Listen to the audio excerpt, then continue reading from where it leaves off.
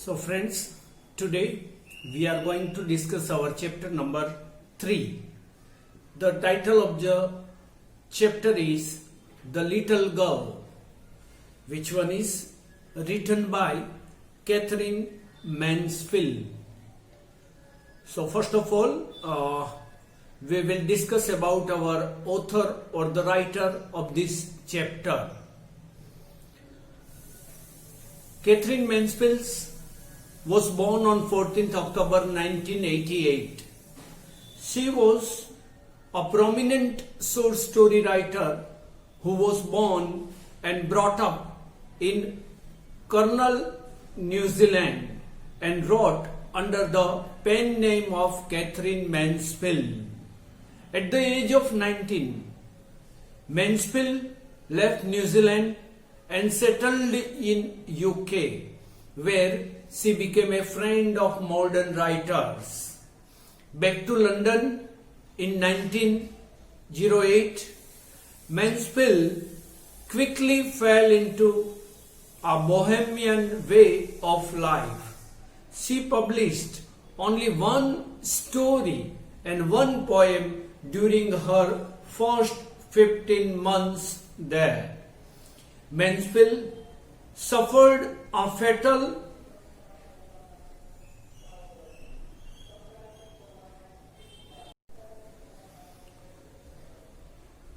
pulmonary hemorrhage in January 1922 after running up a flight of stairs.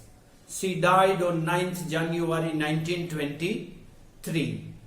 She was a prolific writer in the final year of her life. Much of her work remained unpublished till her death. Now, what is the central theme of the story? So the theme of the story, let us discuss. Children have mutual attachment with their parents. They always desire to receive their love and affection. The rude behavior of parents only develops a deep sense of separation among the children. However, even if our parents are rude, they still have only one desire. They want to make us successful. They work hard to make their children happy. तो यहाँ पर इस जो पूरी story है, इनका central theme यही है कि कभी कभी बच्चों का बिहेवियर ऐसा होता है कि पेरेंट्स इनको डांटने लगते हैं. मगर पेरेंट्स क्यों डांटते हैं? पेरेंट्स सिर्फ इसलिए डांटते हैं कि वो अपने बच्चे का भविष्य सुरक्षित और सफल हो, ऐसा वो देखना चाहते हैं. मगर जो बच्चे शायद वो समझ नहीं सकते, वो अपने पेरेंट्स से थोड़ा दूर रहने का प्रयास करते हैं. मगर ये दोनों के अंदर एक ट्यूनिंग बने तो ये परिवार है वो एक अच्छा स्वर्गीय वातावरण निर्माण कर सकता है. यहाँ पर इस स्टोरी के अंदर जो छोटे कैरेक्टर्स है जो बहुत बड़ा मैसेज देने का प्रयास कर रहे हैं. So main characters of this unit number 3, the little girl, Kezia, the main character. This story is based on the young life of Katherine Mansfield. Kezia is the little girl and the main character of this story. Her father is very successful businessman, but for the little girl, he is a figure to be feared and avoided. Every morning, before going to the job, he gives a casual kiss to the little girl and she responds with goodbye, father. So यहाँ पर सबसे जो important character है ये हमारी छोटी सी Kezia है, जो अपने पिताजी जो एक सक्सेसफुल बिजनेसमैन है वो बहुत ही कम इनके साथ कम्युनिकेशन करती है क्योंकि उनके पिताजी सक्सेसफुल बिजनेसमैन है, मगर यहाँ पर उनको सिर्फ फियर ही मिलता है. तो इसके लिए यहाँ पर इसके सेंटर में वो बच्चे कितनी अपेक्षाएं रखते हैं और जो पेरेंट्स है वो क्या अपेक्षा रखते हैं, और इसके बीच का एक ब्रिज बनने का प्रयास इस स्टोरी का सेंट्रल जो मैसेज है वो है। तो हम आगे main points of the chapter कि जो आपके नोटबुक के अंदर लिखना है। मैं हर एक वीडियो में आपको ये बता रहा हूं कि about the writer, central theme of the poem, main characters of the unit और द पोएम, वो सभी के साथ आपको मेन जो रहता है मेन पॉइंट्स, वो भी आपको नोटबुक के अंदर लिख लेने हैं। इसके बाद डिफिकल्ट वर्ड, क्योंकि एग्जाम के अंदर यही आपकी हैंडबुक रहेगी, यही आपका मटेरियल रहेगा जिनको आपको पढ़कर एग्जाम देना है। तो जिस तरह से क्लासरूम में हम डिक्टेट करते हैं और आप लिखते हैं, इसी तरह यहाँ पर डिजिटली हम डिक्टेट कर रहे हैं और आपको लिख लेना है। Okay, so the main point, the first point of the unit is the little girl Kezia was afraid of her father. She always stuttered while speaking with him. Second point, Kezia had to take off father's boots and he was not satisfied with that. Third point, Kezia always went to the church with her father on Sunday. Next, fourth point, on Sunday afternoon, Kezia's grandmother sent her to talk to her parents, but they were always busy. Fifth point, one day, grandmother told Kezia about her father's birthday. Sixth point, Kezia decided to present him a pin cushion. Seventh point, she stuffed the cushion with papers from her father's room. Next point, 8, the papers were imported for her father. Ninth point, father whipped Kezia with a ruler after knowing the truth. Next, Kezia never forgot that the cruel act of her father. 11th point, one day Kezia saw her neighbor playing with his children. 12th point, one day her mother got ill and Kezia was alone at home. 13th point, Alice, the cook, put her into the bed and asked her not to disturb her father. 14th, she got a horrible nightmare and started screaming. 15th, her father came and took her to his bed. 16th, she lay still with him and realized her father had got a big heart. तो ये पूरा central theme है। उनको सिर्फ डांटने वाले पिताजी उनको दिखाई देते थे, मगर एक दिन जब रात को वो सोई थी तो उनको डरावना स्वप्न आया। तो उसी टाइम उनके पिताजी ने उनको पास में वहां पर सुलाया, उनको वैसे कंसोलेट किया। तो फिर उनको लगा कि उनका पिताजी सिर्फ क्रूर नहीं है, मगर वो एक टेंडर हार्टेड इंसान भी है, इनके अंदर भी संवेदनाएं हैं, मगर स्ट्रेस की वजह से वो थोड़े टेंस रहते थे।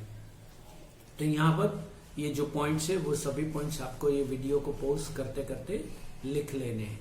और next, the difficult words, figure, figure माने से, अवॉइड माने दूर रहना, कैजुअल, कैजुअल माने अनौपचारिक रूप से, रिस्पॉन्ड माने उत्तर देना, ग्लैड हैप्पीनेस खुशी, रिलीफ, रिलीफ माने थोड़ी सी राहत मिलना, टेरिफाइंग फ्राइटनिंग डरावना, स्टटर माने स्टेमर, रुक रुक कर बोलना, अटक अटक कर बोलना। प्रॉपरली माने समुचित रूप से, in a right way. Shadow darkness, अंधेरा। पैटर्न अरेंजमेंट ऑफ शेप, और उनकी जो आकृति है इनके बारे में। पाम माने the inner surface of the hand, ये this is called it palm. Shaking, moving with short quick movement, कांपना। होस माने पाइप। तो ये सभी जो वर्ड है, ये डिफिकल्ट वर्ड आपको अपनी बुक के अंदर लिख लेने हैं। इसके बाद हम पूरी चैप्टर की चर्चा करेंगे और इनका कॉम्प्रिहेंशन और क्वेश्चन आंसर्स की भी चर्चा करेंगे। So better to open your text book now.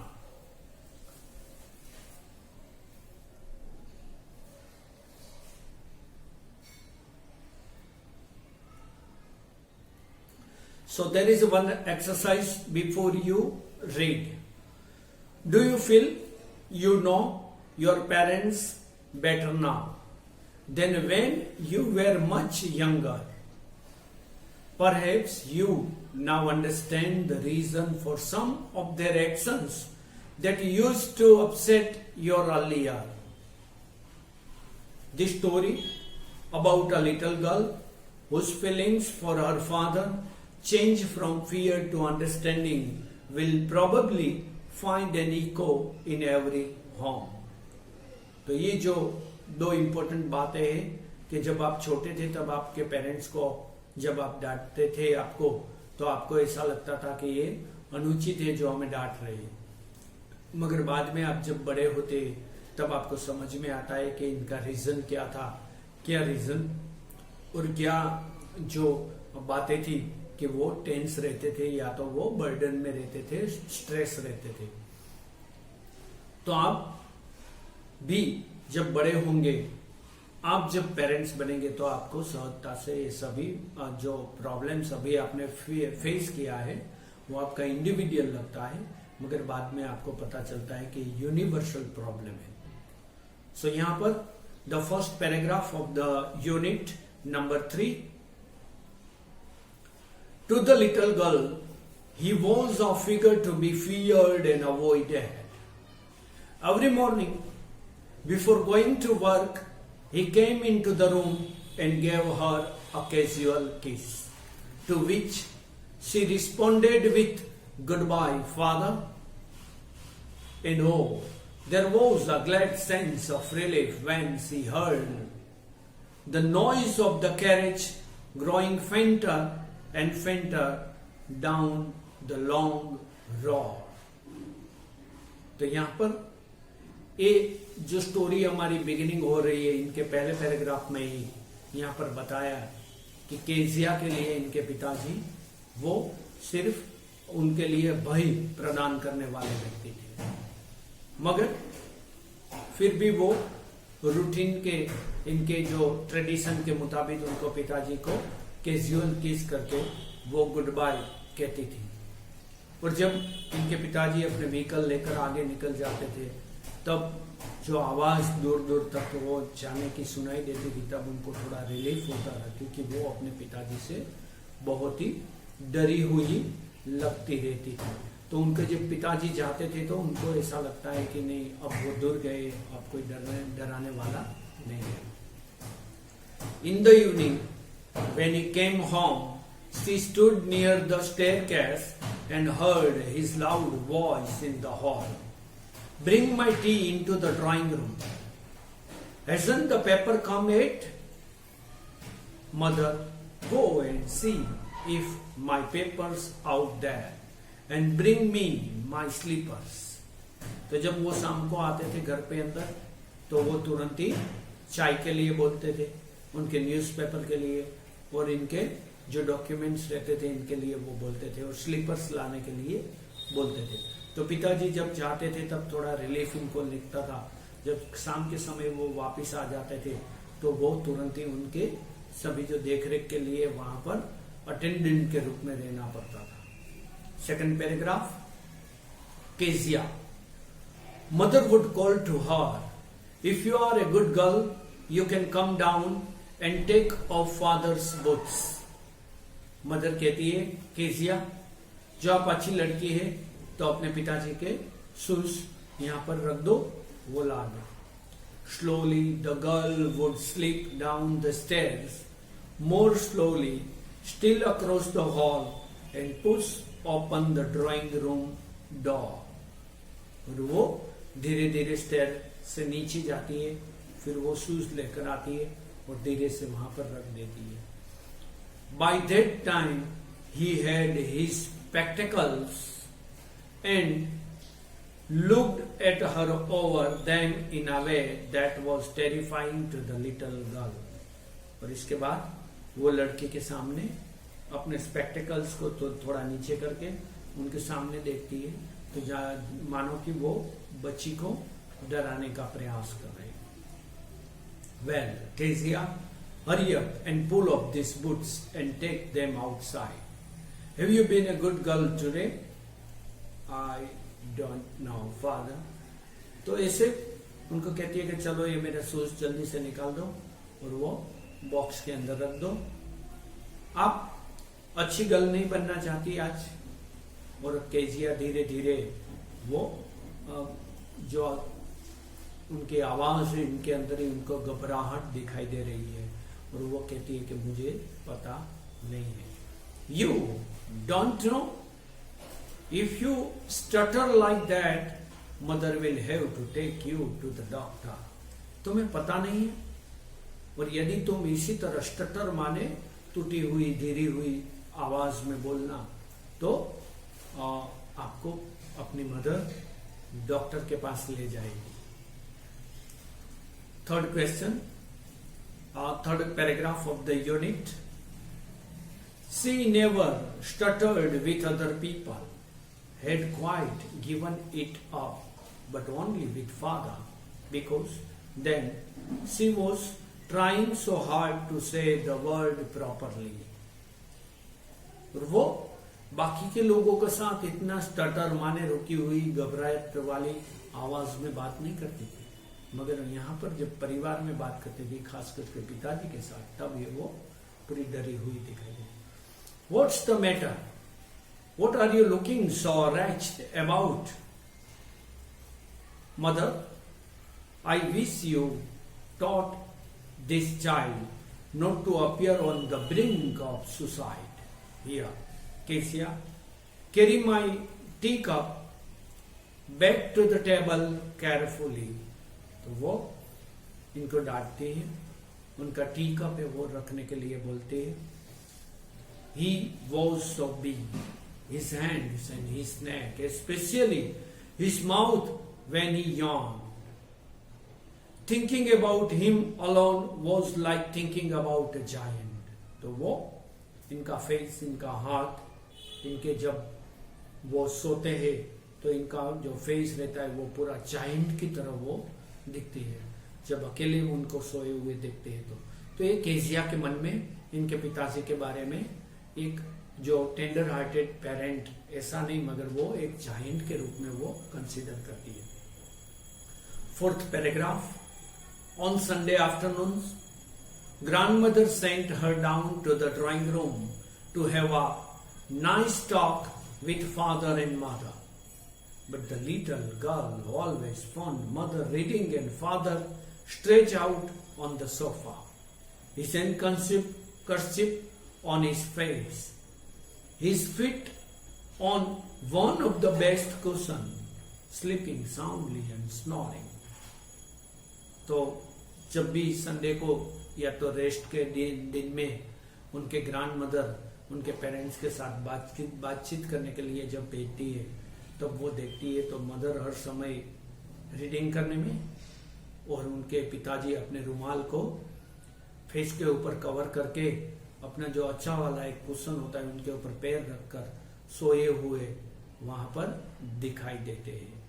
तो यहाँ पर एक चित्र भी दिया गया है, पिक्चर है आपके टेक्स्ट बुक में.